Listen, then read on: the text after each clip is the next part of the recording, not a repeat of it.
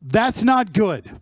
We really need to get more of the cats in the cradle and the rats in the walls into his brain, and that is going to require surgery. And ladies and gentlemen, as we all know, surgery is expensive. And that means we need more money. I need everybody to repeat again, more money. More money. Thank you. Next slide, please. Yes. We were talking about women just a little bit ago, and the fact that Fearless wants to promote more funny women in Jesus costumes playing harps, because we have been doing some market research, and this is one of the reasons that we need more money. Market research is expensive. And what we've discovered is that when you're looking at audiences and what they want to see in feminist comedy, what they say they want to see is women dressed as Jesus playing harps. So we need more money so we can have women dressed as Jesus playing harps. How many people are in with that? I didn't even need market research. You could have told me already. Next slide, please. Yeah, speaking of women dressed as Jesus playing harps. Now, one of the things that we do here at Fearless Comedy Productions is something called the Epic Lip Sync Challenge. And what we want to do is we want to start doing flash epic lip sync challenges. So in the middle of winter, you'll just be walking by somewhere and two nuns will start singing Sister Christian. Not singing, of course, they'll be lip syncing it, because one of the things we don't do here at Fearless is we don't sing. We pretend that we are singing other people's songs. That's called acting. Next slide, please. All right.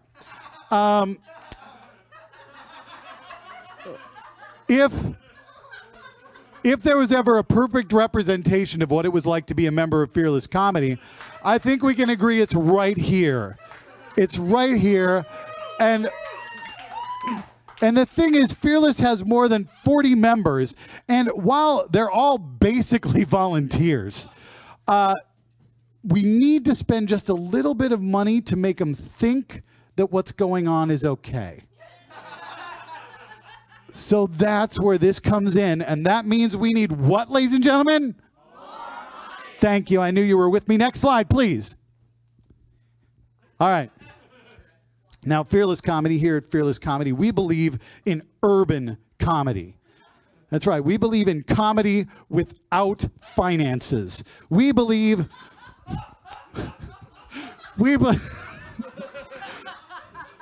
in comedy with bad schools. We believe... You know what? Reality is not funny, ladies and gentlemen. Reality is painful, and that's why you need Fearless, because if you live in a suburb, you're happy. You're happy. If you live in a suburb, you probably voted for Trump. So you're fine. So it's for the inner city people, we have to provide comedy to make their lives just a little happier. And that's why we need what? Thank you. Next slide, please. Yes.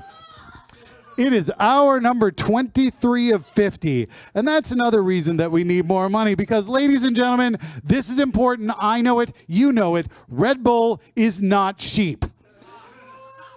And as you can see, without Red Bull, we're going to kill a baby penguin. I mean, it's not, I don't feel good about it. I don't feel good about it. I was voted down in the meeting.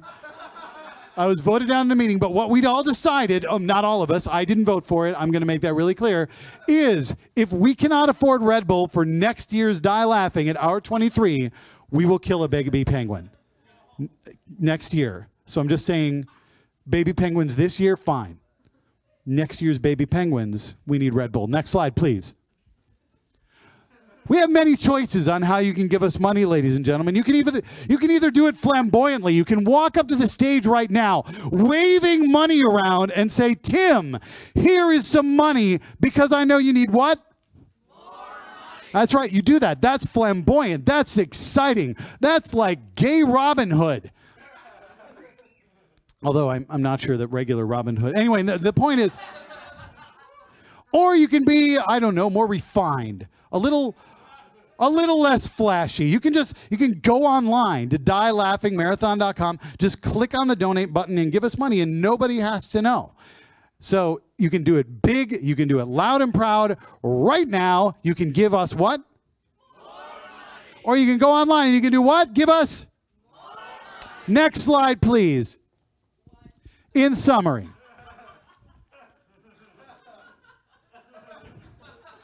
All right. Our true goal at Die Laughing is to have every member of our company reach a point where they can no longer function. Matt Alex reached that point at 10 p.m. last night. I'm just going to point out this is me. And right now I'm doing fine. And the reason I'm doing fine is because we don't have enough money. And ladies and gentlemen, that's your job. That's right. We need what?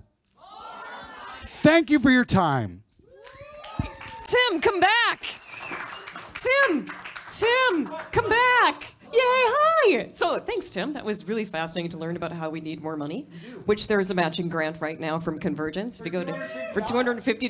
Just run up, waving money right now. Right now. You could probably even stick it in my pants. But yeah, you could do that. And or you can listen to your judges. See what the judges say about, what we did. Tim, what do you think of Tim? I really like your name. Right back at you. Oh, thank you. I thought it was a really bold choice to incorporate feminism, religion, and suburb hatred into a plea for money. Really alienate your audience and then ask them for a favor. It's great. I felt overall it was a little better than average. Not necessarily your best work, although I really enjoyed how you almost said pie chart. So for that, 22 points total from me. Thank you. Kelvin? I enjoyed Tim's presentation. I thought you did a wonderful job of engaging the audience, getting them on board and cheering for you. I'm a little disturbed at the implication that sleeplessness could result in penguin death. I didn't vote for it. I got to be really clear. If not having enough wakefulness results in penguin death, I mean, I think you can just ask someone like, say me, like, hey, could you get me a Red Bull? Because I'll buy you a Red Bull. You don't have to sit there with, like, a baby penguin and a mallet going like, give me a Red Bull right now. It's fair. I'll do that. Fair. Kyle, what are your thoughts? All right. So, I mean, as a Fearless member, I thought this was an awesome presentation. I'm not biased at all. There was a factual error. I have to deduct points. You said Fearless members go to poor urban community colleges. You're insinuating that any member of Fearless might have gone to school? I mean, let's be honest with ourselves here. But yeah. Great. Well, thank you, judges. I appreciate it. Thank you, Tim. So let's get to our next presenter. Melissa, who's next? Bill. It's Bill Steitler, ladies and gentlemen. Yes. And what is your topic, my friend? So you've decided to seduce me. Sir, isn't your wife here? Oh, good. I mean, yes. This is. Ooh. So this is, ladies and gentlemen, Bill Steitler. So you've decided to seduce me. No. There. Now you've got it. First of all, I'm flattered. This is awkward, but you've decided to seduce me, and I really need to tell you, you're going to have to up your game. You are looking at the El Capitan of getting with it. So I've put together this little presentation here. Thank you for paying the $25 entry fee, by the way. Now, there are a few things you need to know if you're going to seduce me. I know that some people, they have their things that they're into. Some men like legs. Some ladies like legs. Some people are into blondes or brunettes or whatever. Obviously, I have my preferences, and let's talk about it. My preferences in the first slide.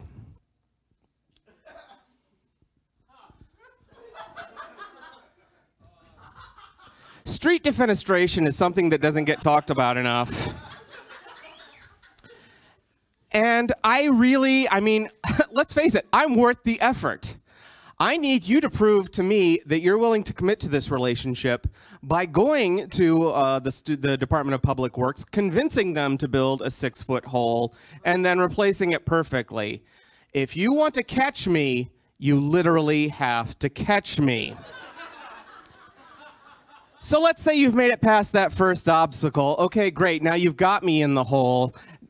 Now you've got my attention. How do you get my interest? Next slide.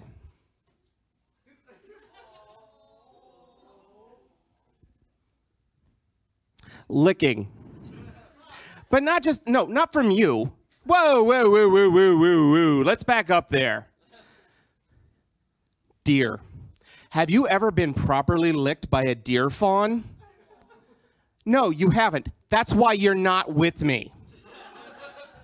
So, you need to go to the Department of Natural Resources, get a license to have a deer for a pet, 6 to 8 week waiting list, by the way. Then you need to bring the deer, lower it gently into the hole. Don't be pulling any of this Tim Wick shit and throwing it into the hole like it's a baby penguin. Now we're going to have a conversation. Now, for first dates, some people like to go, you know, they like to go to a nice restaurant. Some people like to go to the movies. This is what you have to do for me on a first date. Next slide.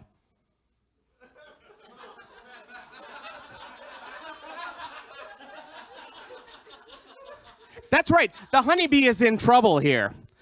You are going to take me to your lab where you are going to show me the genetically modified honeybee that you have been working on, which has USB 3.0, ensuring that we get 25 megabits of transmission both ways. Both ways. Too many people see that on my Grindr profile and leap to conclusions about what I'm talking about. Okay, so we've gotten past the first date. We've got the giant honeybee. And now we're going back to your place. What is the one thing you think you need to have? Wrong. The one thing you need to have is, next slide, a swimming pool. I will provide the eagle because I've been burned too many times with shitty rented eagles. You think I don't know? You don't think I see the tracking device on its leg that tells me you got this for Eagles Are Us? No, no, that is not your eagle. You don't know that eagle, just like you don't know me, which is why you're not with me. All right, so you've got the swimming pool. There's something else that we need to complete the mood at your house. What is that? It should be the first thing on your mind, of course. Next slide. My parents.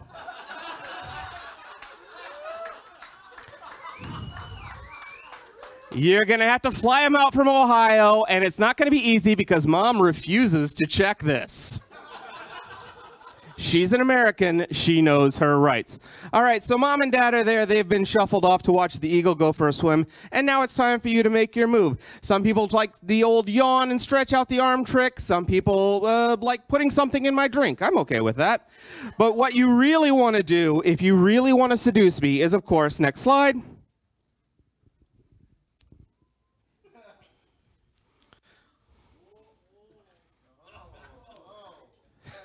Rub your crotch against the front lawn.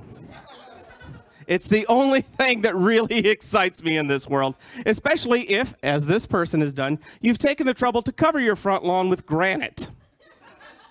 Nice fur coat. She was really hot. She was a goer, let me tell you.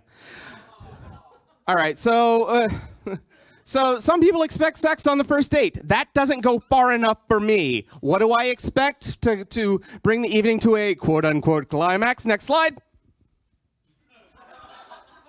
A personal fortress made of bananas. Because, as we say in Fearless Comedy, anything is a dildo if you're brave enough. We wake up the next morning, I'm still there. Hey, extra bonus for you. Some people want to have breakfast. Some people want to have a talk. Some people want to trace lazy circles on each other's chests and talk about what they're feeling. I don't want to talk about my feelings. I want to talk about, next slide.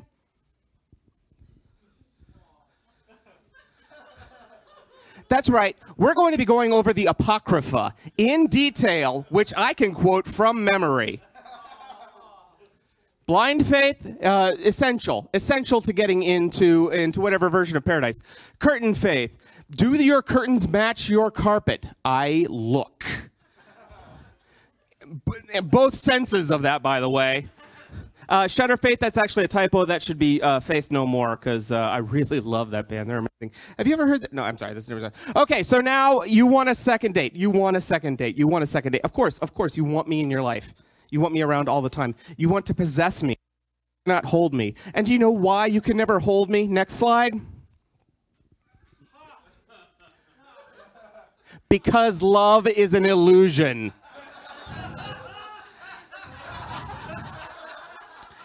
The second, it's like Darth Vader trying to control the galaxy. The more he closes his fist, the more star systems, like me, will slip through your fingers. Now, some people make promises that they will haunt your dreams, that you will remember them forever, but I always make one. The only promise you're going to get from me, baby, the only promise you're going to get from me is, of course, the next slide.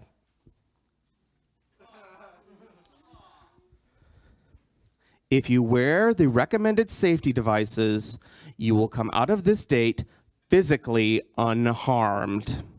You will sign a waiver to this regard. Psychic does not count. I don't know what's going to happen when we start drinking. My telepathy may get out of hand. But once we start cybersexing, you are going to wear the helmet. You are going to wear the lock bars. I don't need the helmet. You'll find out why.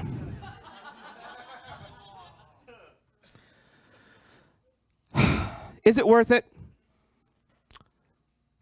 Yes. And I think you'll find out why when we see what's on the next slide.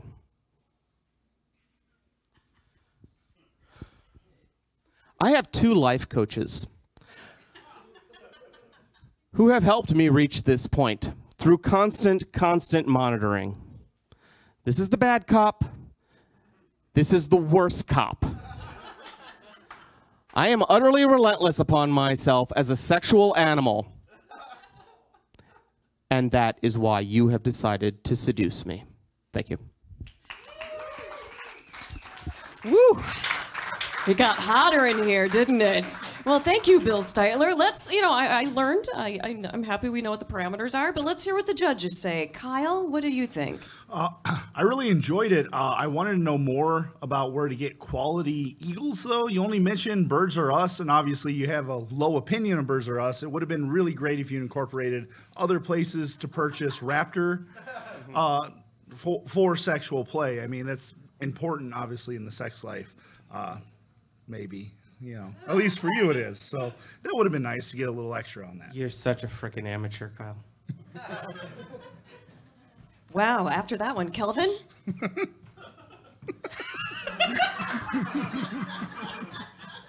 Have you ever thought about just getting a duck?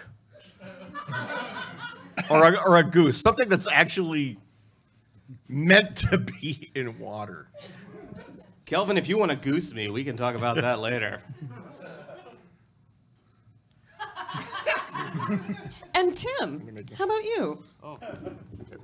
So the whole time I was thinking, like, do I want to seduce Bill? And I saw step after step after step of, like, this would be very challenging. I mean, I don't know if I want to seduce Bill, but maybe I do. And then they reached the point where you, with your dangerous sexual psychic powers, just read my mind and said straight out, is it worth it? And I was thinking at that time, is this worth it? Yes, this was worth it. So I guess I gotta go start digging a hole, and I'll get back to you in 4 to 6 weeks.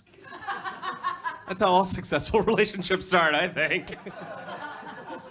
Well, thank you. Thank you so much, judges. Thank you, Bill. And our next presenter is none other than Rachael Beauchamp. Come on up, lady. So what is your topic for this evening? My topic will be parenting to profit, using your parenting skills for small businesses. Well, damn, I think we could use that at Fearless Comedy Productions too, which, by the way, still has a $250 matching grant for this hour. You can always go to dielaughingmarathon.com. I know you folks are out there. Go ahead and click the button. It's double money. Yay. So here we are, madam. Good luck. Thank you. I mean, this is what you paid for. This is not about everyone else, not about giving money. This is about getting money, cash money to you. Parenting to profit. Now, as you all know, because you attended my intro session, I am not a parent and I do not run a small business.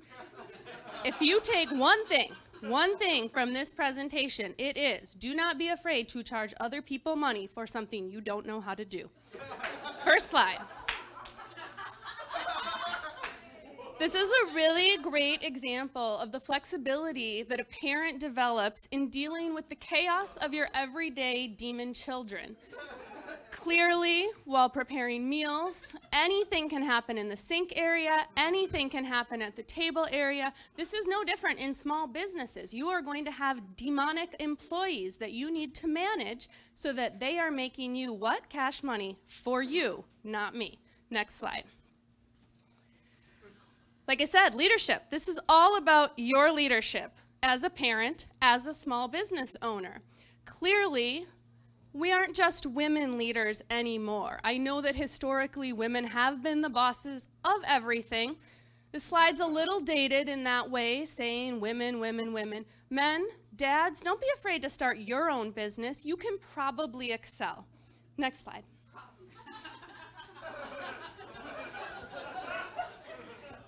And this is a lot of what you're going to deal with, both as a parent and a small business owner. As a parent, you've worked really hard to get the kids to bed so you can have a little late night TV time, and also so that you can keep them safe from any sort of Vatican assassins. This is no different in the small business world, where your job is to compartmentalize. Make sure you are done at the end of the day, everyone is safe and has not been assassinated, and has time to kick back and relax a little bit. Life-work balance. Next slide, please.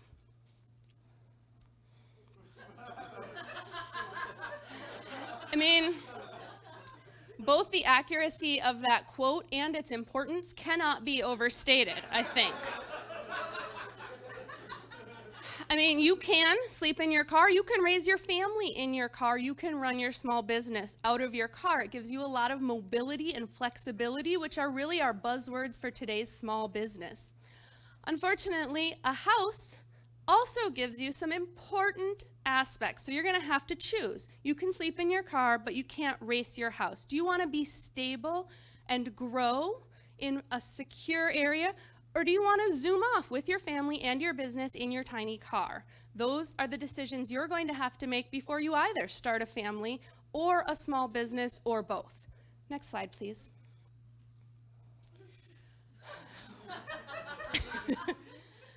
Again, both true, very true. And you know, whether you're a more conservative homeowner and you're kind of raising a pet family and therefore going to run out and happily start a small business that plays to your heart, or whether you're a little more hip and with it and like you just are really doing your own thing, that appeals to millennials today, and they're your target market. So don't be afraid to either make cute animal videos to advertise your business or make your children happy, or to dye your hair, cut it, get an old creepy man to live with you.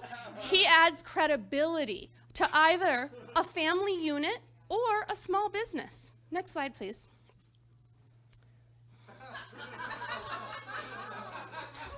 Whether you're a new parent or a small business owner, or like most of you, both, taking time for you and to exercise is essential. It's going to give you breaks on your health insurance as a parent or on your health insurance as a small business owner, and that's a big expense these days. So you're going to want to not only inform your family of their CrossFit obligations, but also to impose some specific cardiovascular aspects into your small business. All your employees should, in fact, do some warm-ups, some stretches, some ergonomic desks. Everything should be centered around physical fitness. Thank you. Next slide.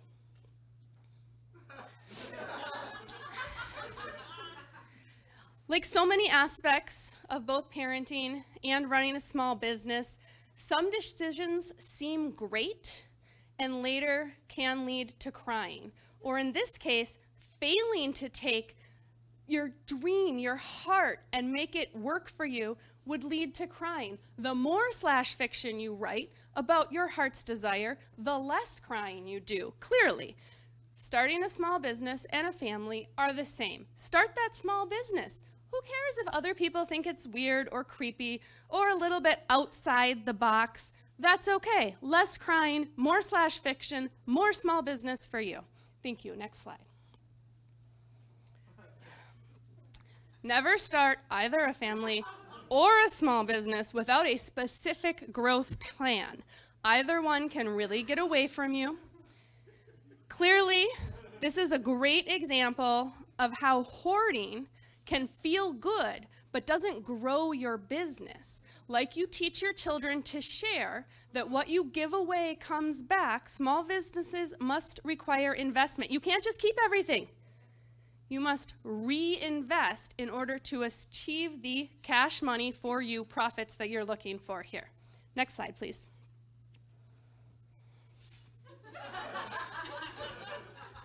A really fair question. I mean, like you heard earlier, if you don't sleep enough, you kill penguins. Nobody wants that reality. Time is fake. Penguin deaths should certainly be fake. You can think of yourself as fake if you want to, but that's not going to help you grow your small business. And that's why you have to let go of social constructs and focus on your growth plan and reinvestment to bring it back for your cash money business. Next slide, please. In summary, adorable animals are always adorable. They're going to get you some likes. They're going to get you the millennial business you've been looking for. They're also going to make your children happy. You already have the skills. Now use them to run a business about which you know nothing, but will make you happy like slash fiction does. Thank you. Oh, thank you. Rachel, that was awesome. I learned so much. But my opinion doesn't matter. Let's hear what the judges said.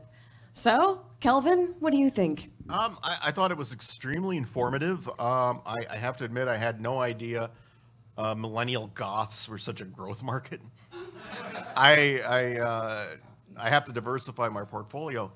And I was also alarmed to learn that there are actual Vatican death squads out there. So maybe the millennial goth growth makes some sense in an environment like that.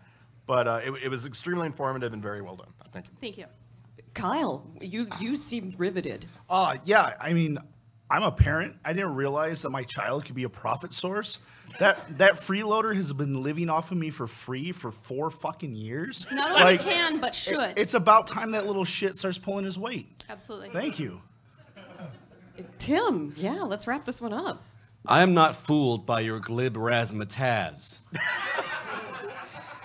There were many issues in there that I don't think were sufficiently addressed, one of which, I'm sure no one in this room, but there are some families out there who do not have all their family members part of the Vatican. I also believe that there are some small businesses which do not require slash fiction. But are full of crying. Fair point, a fair rebuttal. But finally, and my most strenuous disagreement is I believe you can race in a house. I don't know you could win a race in a house, but you can compete. Fair. Thank you so much. Well, thank you, Rachel. Thank you. Yeah. Judges were pretty split on that one. So then that brings us to our final presenter for the evening, Lauren Haven. Lauren, what is your topic? Ingenue 101. I can't wait. Here you go. Thank you. Welcome to Ingenue 101. We're going to talk about different ways to be an ingenue, maybe reimagine the role of the ingenue, and just a quick little preface before we get started. I'm going to be saying she a lot. That's mostly just for the convenience of my ability to speak this in the middle of die laughing. Anybody can be an ingenue. It is not exclusively a female role. It can go to men. It can go to non-binary. All right, so let's go ahead and get started.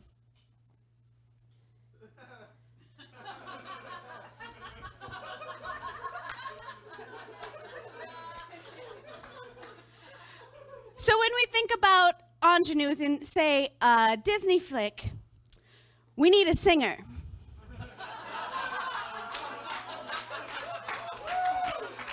That's right. That's right. So even if maybe right now you're not the greatest of singers, that is something that you can practice. You can work on your scales. Is there anybody in particular here who thinks that maybe they want to work on that just a little bit? You can just show of hands. I'm not necessarily going to call anybody up. Does anybody here care to improve their singing abilities? Yeah, great. Does anybody here feel like they are a strong singer? No? Okay, all right. I can show you a little something if you'd like. Okay, I'll just do a quick little thing of Twinkle, Twinkle, Little Star. So we're going to think about, again, Disney. When we are thinking about Disney singers, we are thinking about vibrato and high pitch. So, twinkle, twinkle, star. That's all I'll do for now. Snow White, did you hear it? Did you hear it? Okay. Next slide, please.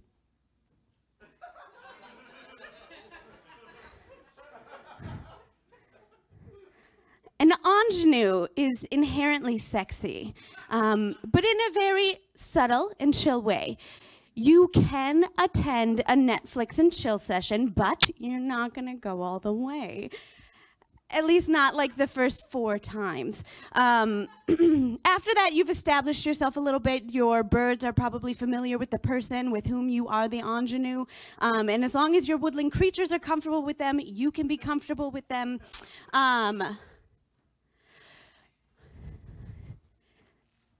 This part, the whole skulls dancing in a circle, that is a ritual that we will discuss in Ingenue 102. Next slide, please.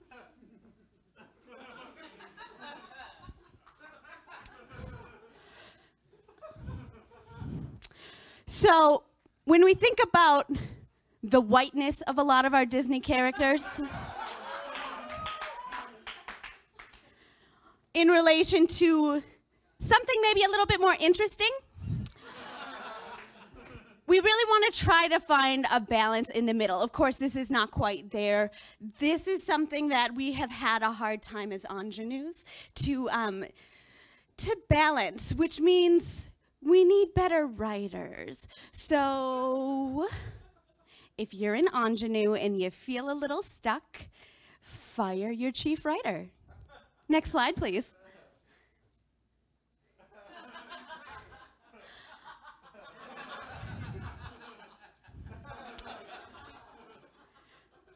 Don't ever feel like you can't eat the food that is in front of you, all right? You can live the dream. You can literally have your cake and eat it too. Yeah. Oh, nobody liked that pun. Okay. Moving right along. Next slide then. Again, we're going back to the cute creatures. What this dog is exemplifying is trying to get people to do things for you. As an ingenue, you maybe don't necessarily want to have to go and like buy the groceries. So again, woodland creatures, great for things like this. They can just flit off and get them for you. You can also convince maybe your Prince Charming or like a really stupid step sibling to go and get these things accomplished for you. One way that you can do this is by batting your eyelashes. So if you have not yet quite mastered the whole batting your eyelashes as you're asking for something, there's a couple of little tips I can give you. One, lots and lots of mascara. If the mascara is not quite cutting it for you, you can get false lashes, extensions, something to that effect. Also, when you're doing it, you want to try to make your eyes as big as possible first, and you're gonna kind of like bob your head around a whole lot when you do it. And that's how you do that part. Next slide, please.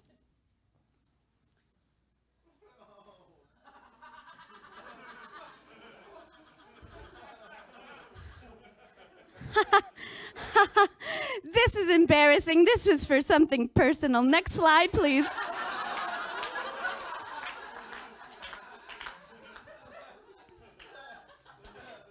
Now, one of the ways that you are going to achieve the love you are seeking as an ingenue is to gradually progress yourself from balls to ballers to ballists. It's a tough progression. You kind of have to think about your initial stage as you're going to be a little bit more malleable. You know, you're going to be something that maybe, I don't want to say that somebody else can shape because you're still your own person, but you're going to be a little bit more influenced by the world around you. You're eventually going to realize the error in your ways there, and you're going to start to be the one who shapes others. This is very tricky, and it takes a lot of time. Again, this is something that we'll go into a little bit more detail in Ingenue 102, 103, and ultimately 104 as well. By the time we get to 104, you will most definitely be the melon ballist. Next slide, please.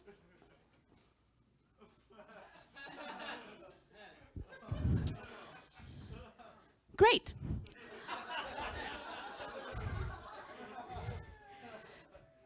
Do I have any audience participants willing? None? Nobody? Where do you guys think you are? Here we are. Thank you, Bill. So, Bill is going to be my Prince Charming, and I will be the ingenue. So, I am going... Oh, excuse me. Bill, I have a water on that back table. Will you grab that for me? It's a smart water. Step 1, get them to do your things. Thank you. Oh, thank you, my prince. Would you mind getting me a chair as well? Again, get them to just think that you need their help, but ultimately don't listen. Ultimately, you're in charge all the while. Now,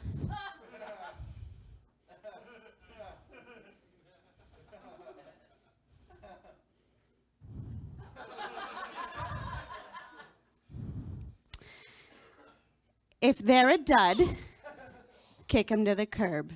Thank you, Bill. Thank you, Steed. Next slide, please. In summary, I believe that we've learned a lot here today. We've definitely learned how to sing with a high vibrato. We've learned that animal friends are friends. We've learned how to bat our eyelashes. Now, is there anything, I think I have a little bit more time left. Oh, okay. I'm going to take one question from the audience. So, does anybody have maybe one thing that they didn't feel that I quite covered that they would like to have answered about how to be an ingenue? Is there anything that's just absolutely tearing you apart on the inside? Yes, sir. Is there a difference on how you can treat your animal sidekick if they can talk versus if they can't talk? That is a fabulous question. For anybody who wasn't able to hear, is there a difference in the way that you treat your animal sidekicks based on their ability to speak? First of all, you should always be friendly to animals. So mostly no. I know I, for one, often talk to my animal, even though I know in this world he cannot talk. But it is something that you need to consider. Once you have an animal that will talk to you, it really becomes a lot more intimate, and you're able to hold much longer conversations, and maybe, I don't want to say bestiality is the thing. Thank you. That was great. Let's hear it for Lauren and Bill Steitler's alcohol that I still have. So let's talk to the judges, shall we? Is that okay with you? Thank you. So, Tim, what did you think? I thought the majority of it was a nice introduction to the topic. Obviously, it was not as in-depth as one might hope, but clearly I need to take the rest of the classes. The one thing I do want to point out, though, because you just touched on it briefly, and I really appreciate it, is bringing light to the issue of dog and costumes, shows, and stories that are being whitewashed, losing their stories to more marketable names, that I would love to see more dog in suits. Yeah, I think we all can agree with that. Yeah, awesome, awesome. Kelvin, what did you think? It was quite informative. I was very engaged and entertained. I have to admit, I've never understood this whole ketchup-scented perfume thing, which I didn't realize was specifically a white phenomenon. I don't know what else it would be. Yeah, I suppose that's a good point. But yeah, no, very well done, and I totally agree with Tim. Dressed up dogs are inherently more interesting than white women. Kyle, would you like to follow that one? No, but I thought it was very informative. I learned lots of great things, like how to make animal friends and get people to do what you want. And really, I'm looking forward to the other classes, except there's still one thing holding me back. I have no idea what the fucking ingenue is.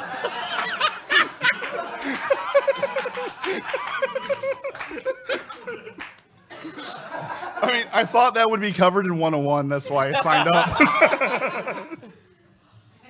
You know you work for a theater company, right? Great, thank you, Lauren, and thank you, judges. So while the judges deliberate on who this evening's winner is, we're going to bring all the contestants back out here. And actually, Bill, you can have your alcohol. I didn't even have any. And all of the contestants are going to do a group presentation while the judges deliberate. And fortunately, John Kovalik made a lovely donation to us in order for him to pick this evening's topic for the group presentation. More money. Yay. Which is Bill Steitler is a monster.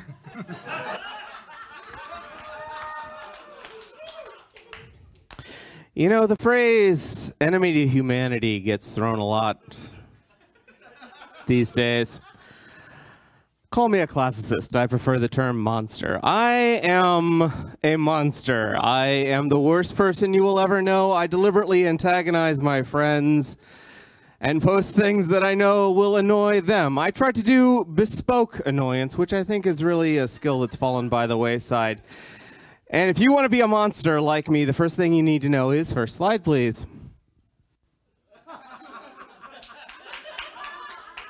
You need to earn their trust first. You need to learn who they are, and the best way to do that is becoming an ally, getting them to donate to their causes, like, for example, Fearless.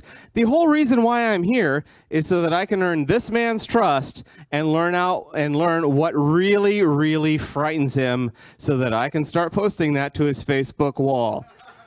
And Tim has learned a lot from that, as you'll see in this next slide.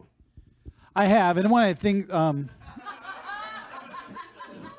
yeah, I think one of the things that's really, as I've experienced Bill Steitler as a monster, what I've found is that he studies better than any monster that I've ever met in my life. He hits the books. He's in the library day after day, figuring out how he can be a better monster.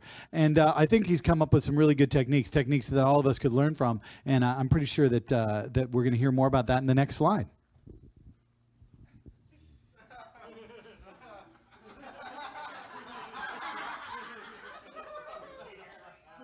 Mr. Steitler, as I call him because I'm terrified, is clearly not all monsters, but maybe all Pac-Men, which luckily is a subset that can be eaten, thereby making it less terrifying as a monster, because it is not all-encompassing. It's just a small little piece of Fearless, or in this case, of my fears as a monster.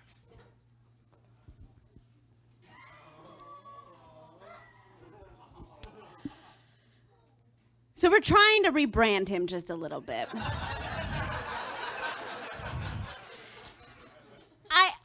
I don't know that he necessarily wants to be a monster. I think it's just kind of the title that's been given to him over the course of his years.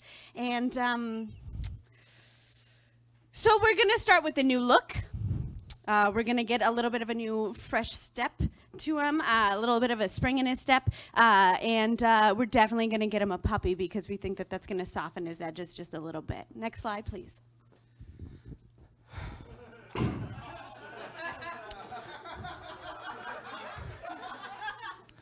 Liberals are super easy to annoy. They are looking for someone to get under their skin. All you have to do is point out one thing that they can't disagree with, and they fall back on memes. So if you want to subscribe to my e-service of how to annoy the people that you love in your life, simply text 1-800 Bill Steitler is a monster. That's too many letters. That's one of the ways I'm going to annoy you. And of course, the star of my program is Tim Wick, who is this close to being as big a monster as I am because of the next slide. It's true. I've been taking Bill Steitler's "Become a Monster at Home" course, and I'm on number 15. I'm doing really well. So the idea is, in order to become a monster, the first thing you need to do is ugly sweater parties. But that's not enough. You would think it's enough because fuck ugly sweater parties, but it's not enough. You also need moleskin notebooks at your ugly sweater parties, because if people are going to come to your ugly sweater party,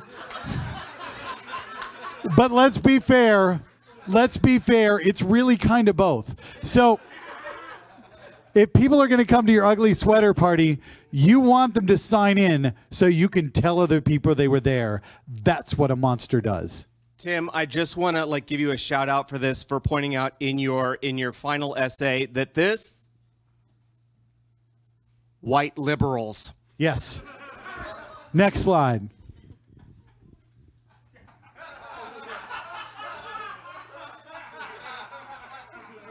I mean, if there are only two choices, and one of them is Mr. Steitler, as I call him, I would just leave it at these words.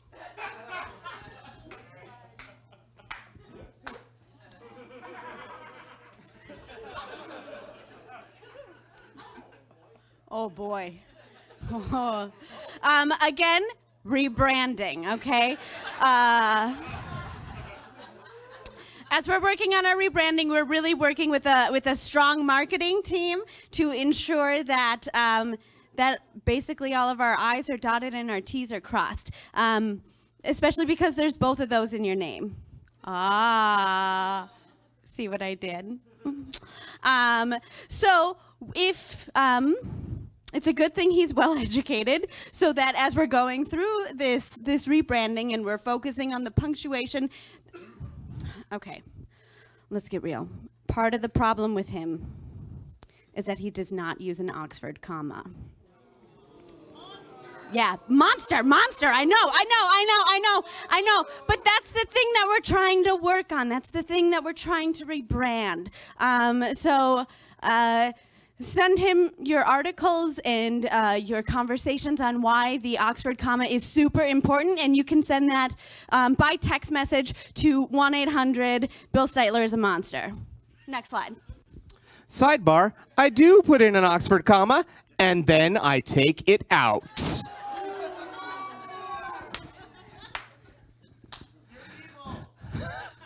Let's talk about Judges, which is my favorite book of the Bible, as I'm sure is Tim, because it contains that famous scene where two angels come to a person's house, and a bunch of sodomites, people who live in Sodom, say, "Hey, give us those two strangers, we want to fuck them." And the righteous man says, "No, take my two daughters instead." That's the kind of thing you're going to learn in my monster class. How to be confronted by the absolute worst of humanity and say, "You freaking amateurs." And as a matter of fact, I'm so proud of my premier graduate, Tim Wick, because His graduate project is, of course, next slide.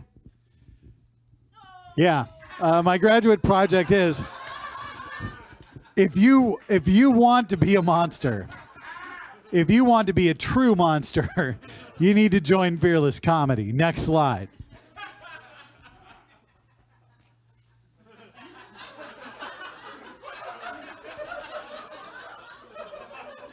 Well, you know, we had a Venn diagram earlier that was has been and has been. Moleskin notebooks are over. Ugly sweaters are over. Shit is over. You're done.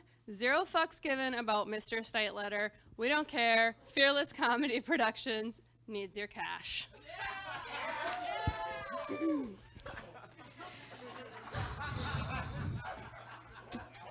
So what have we learned here today?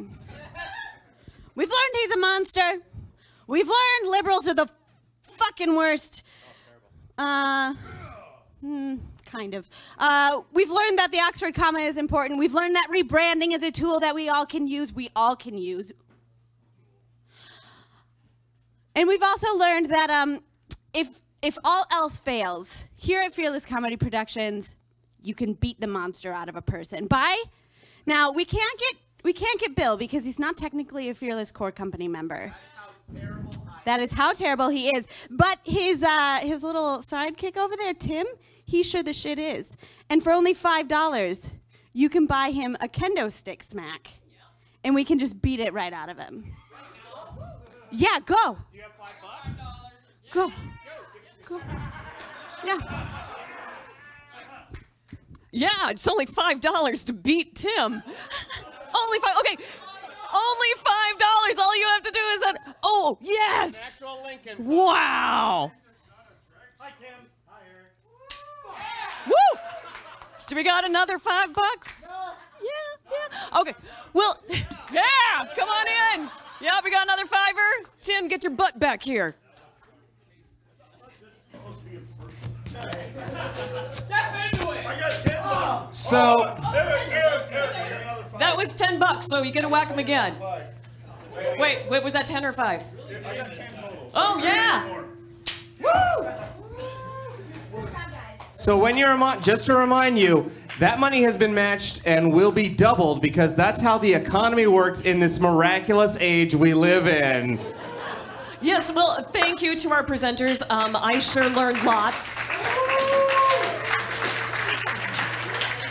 Yes, but the world, I know, I'm getting there. But the world and the economy that we live in, we only care about winners. So, judges, who is our winner for this evening? Well, shit. Oh, are we talk about it at all? Didn't I say you guys should talk about this? Okay. On the count of 3, we'll all say who we think this winner is. Ready? Okay. 1, 2, 3. Lauren. Wait. Okay, so we had a Lauren, a Bill, and a... I think it was 2 Laurens. 2 Laurens and a Bill. Yeah, that works. Lauren, congratulations, you're our winner. Ladies and gentlemen, let's thank all of our talent. Lauren Haven, Bill Steitler, who's a monster, Tim Wick, Rachael Beauchamp, and of course, our judges. Tim Uran, Kelvin Hadley, and Kyle. Thank you so much. My name is Dawn, and yeah, let's hit Tim some more. Give us more money. Yeah, I hand it all over to Eric. All right, thank you. One more hand for PowerPoint Karaoke. Crap, what? I forgot something. What? Melissa Kersher, I'm a dick. Melissa Kersher, I'm so sorry. Melissa yes. Kersher is the one who created all of those amazing slides. Go, Melissa. All right, that was PowerPoint Karaoke.